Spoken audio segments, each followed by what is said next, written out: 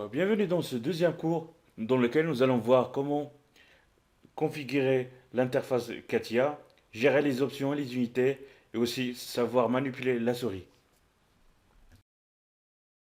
L'interface de CATIA se compose de 5 barres. En haut, on trouve la barre des menus, vous voyez fichier, édition. Et sur la droite, on trouve la barre des ateliers où il regroupe toutes les fonctions spécifiques pour chaque atelier. En bas, on trouve la barre d'outils standard qui permet de faire des sauvegardes ou faire des pas en arrière ou en avant.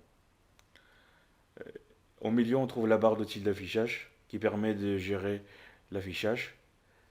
Et enfin, on trouve la barre d'outils de mesure et analyse qui permet de prendre des codes des pièces et aussi, par exemple, faire des analyses d'IPU. Pour faire un zoom, on reste appuyé sur le bouton du milieu et on bouge la souris soit vers en haut pour zoomer, soit vers en bas pour dézoomer.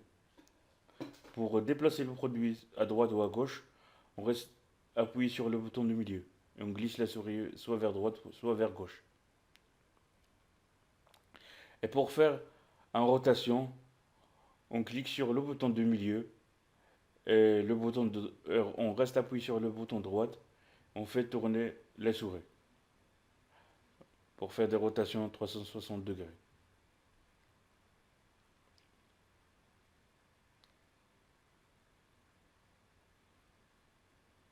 Et si que je veux qu'on centrer notre pièce, on clique dans l'affichage sur l'émoticône centré. On peut aussi faire la même manip sur l'arbre pour zoomer ou dézoomer. Là, quand on passe à l'arbre, on a le produit en gris. Pareil, on fait la même chose, déplacer, zoomer, ou suivant la même chose qu'on a fait tout à l'heure. On peut centrer aussi l'arbre par appuyer sur le bouton d'affichage, centré. Si on veut revenir à manipuler le product, on clique deuxième fois sur le trait là, je vous montrer, et là on peut à nouveau zoomer, dézoomer. Maintenant, nous allons voir comment configurer les options et affichage dans CATIA.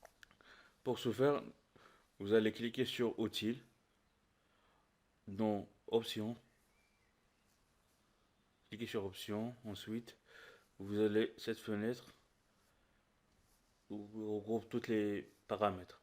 En général, on commence par changer l'interface de style. On a, on a trois choix d'affichage, P2, P3. Par exemple, si on coche Pertoire, d'abord on doit redémarrer CATIA pour afficher la nouvelle interface. Voilà alors, la nouvelle interface. Si on veut revenir à l'ancienne interface, on fait la même manip, option, on coche la P2,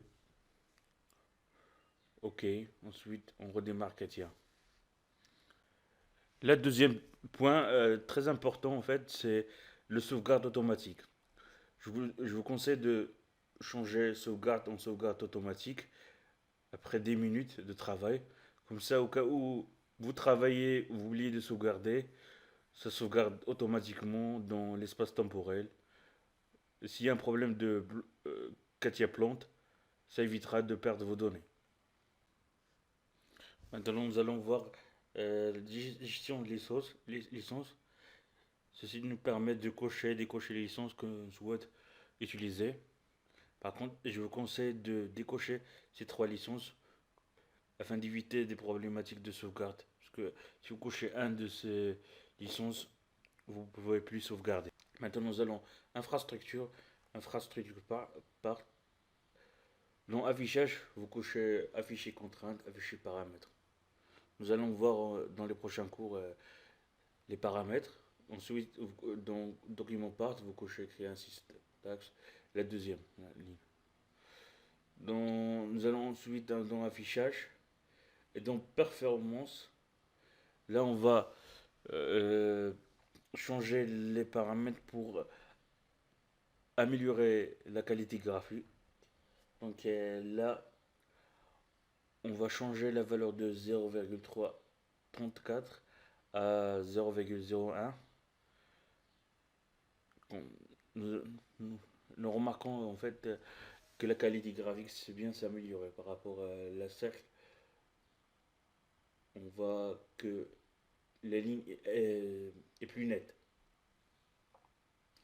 Pareil, la même chose en bas, 0,01.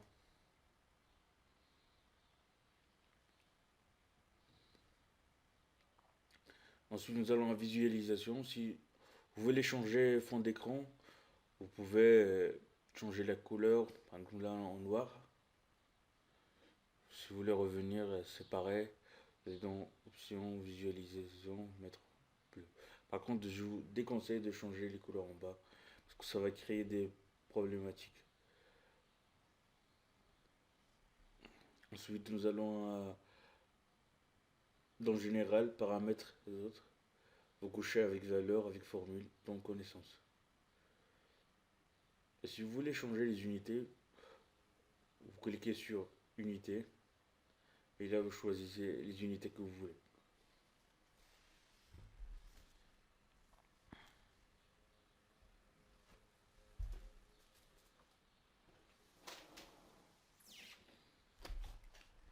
Et là dans infrastructure part, je vous conseille dans, dans le document part de cocher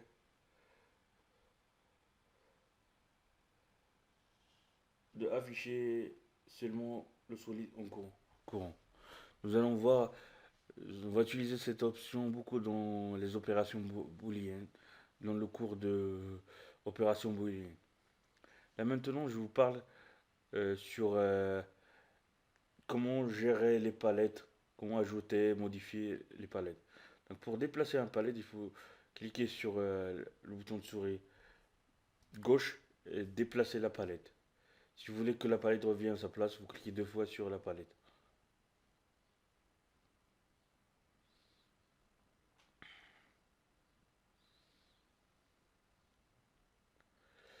Si vous voulez ajouter ou supprimer une palette, vous cliquez sur à droite. Là, vous cochez la palette que vous voulez. Par exemple, dans Part Design,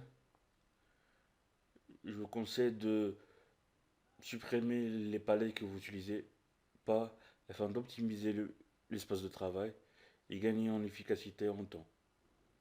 Et gardez que les palettes que vous voulez.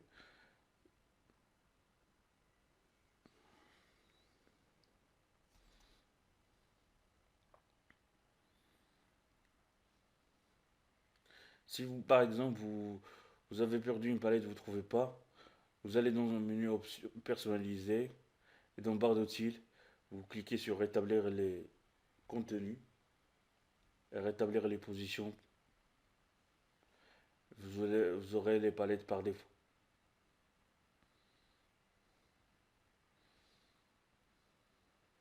Donc pareil, ensuite, moi, j'ai ajouté par exemple propriété graphique, la palette propriété graphique. Vous supprimez les palettes, vous n'utilisez pas. Et vous pouvez même déplacer les palettes en horizontale, comme ça vous gagnez d'espace.